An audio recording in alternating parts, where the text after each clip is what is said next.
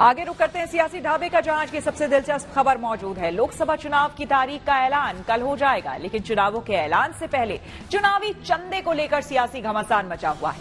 हालांकि supreme court के आदेश के बाद एसबीआई ने चुनावी बॉन्ड के आंकड़ों की जानकारी चुनाव आयोग को दे दी है, लेकिन ये आंकड़े जितना बता रहे हैं उससे ज्यादा छुपा भी रहे हैं, क्योंकि एसबीआई की दी गई जानकारी से ये पता नहीं चल रहा है कि किसने कितने बॉन्ड खरीदे और किसको दिए।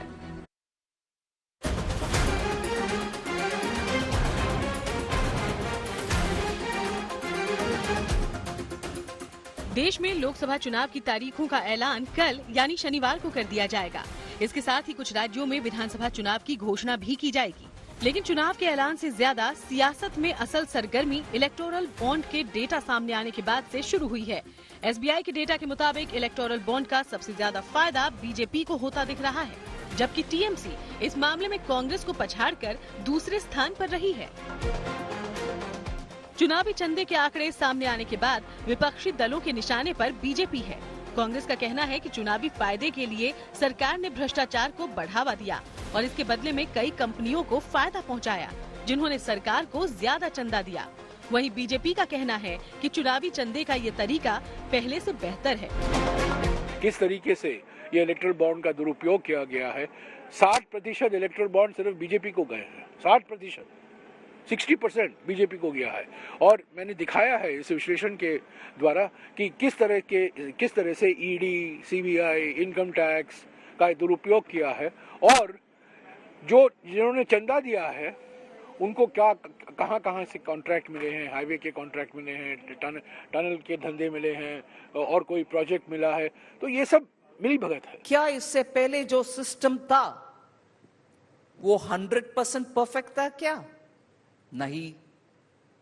And let us just recall what my predecessor, when he brought this electoral bonds, Arun Jaitley ji said, is that उससे बेहतर है भाई, कम से कम पैसा जो पार्टियों को चलता है वो अकाउंट के द्वारा चलने दो। सो कम से कम जो पार्टी तक पहुंचता है पैसा, कोई भी पार्टी क्यों ना हो, वो वाइट पहुंचता है। चुनावी चंदा पाने वालों में बीजेपी सबसे आगे है, तो स्वाभाविक है कि सबसे ज्यादा सवाल उसी पर खड़े होंगे। लेकिन चौंकाने वाली बात ममता बनर्जी की टीएमसी को लेकर है, क्योंकि टीएमसी सिर्फ पश्चिम बंगाल तक ही सीमित है और उसने इलेक्टोरल बॉन्ड का फायदा कांग्रेस से ज्यादा उठाया, जबकि कांग्रेस की 3 राज्यों में सरकार है। विपक्षी दलों की तरह बीजेपी भी सवाल पूछ रही है कि टीएमसी और कांग्रेस ने मिलकर 3000 करोड़ से ज्यादा की कमाई की है। अगर उन्हें दिक्कत है तो चुनावी चंदे को लौटाकर अपने को पाक साफ दिखाना चाहिए, लेकिन किसी भी पार्टी को ये नहीं दिखता, बल्कि निशाना सिर्फ बीजेपी पर साधना है।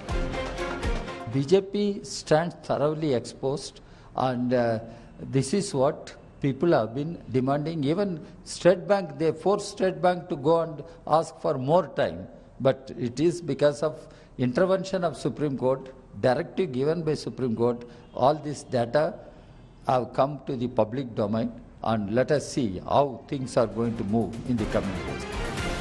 विपक्षी हमलों से परेशान एनडीए का कहना है कि इलेक्टोरल बॉन्ड कोई मुद्दा नहीं है। सुप्रीम कोर्ट ने एसबीआई से इलेक्टोरल बॉन्ड के बारे में जानकारी मांगी और एसबीआई ने वो जानकारी चुनाव आयोग को सौंप दी। जो अदालत ने फैसला दिया है उसके मुताबिक एसबीआई ने लिस्ट सौंप दी है और इसमें कोई हेराफेरी की या चालाकी की गुंजाइश नहीं है।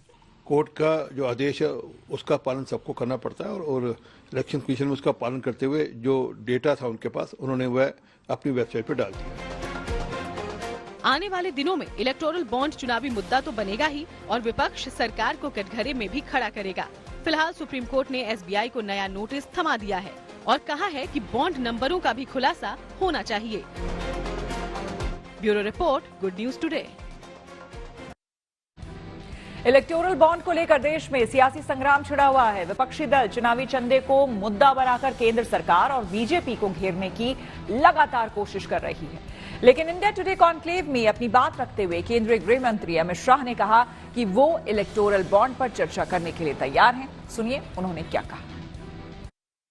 इलेक्टोरल बॉन्ड भारतीय राजनीति में से काले धन का वर्चस्व समाप्त करने के लिए लाया गया था। सुप्रीम कोर्ट जो फैसला देती है वो सबको मानना होता है। मैं इस पर कोई टिप्पणी करना नहीं चाहता। अभी भी सुप्रीम कोर्ट में सोमवार को सुनवाई होनी है। मैं सुप्रीम कोर्ट के फैसले पर कोई टिप्पणी नहीं करता। मैं किसी भी मंच पर किसी भी व्यक्ति से चर्चा करने के लिए तैयार हूं। इलेक्टोरल बॉन्ड ये भारतीय राजनीति में से काला धन समाप्त करने के लिए लाया गया। कोई मुझे ये समझा दे कि इलेक्टोरल बॉन्ड आने के पहले किस तरह से चंदा आता था, तो कैश से आता था। बॉन्ड में किस तरह से आता है, तो अपनी कंपनी के चेक आरबीआई को देकर एक बॉन्ड परचेज करते हैं और देते हैं। इसमें गोपनीयता का सवाल आ गया। जो कैश में चंदा आता था इसका क्या हुआ, किसका नाम जाहिर हुआ है, मुझे बताइए। तो आज तक किसी का हुआ है क्या? किसी का नहीं।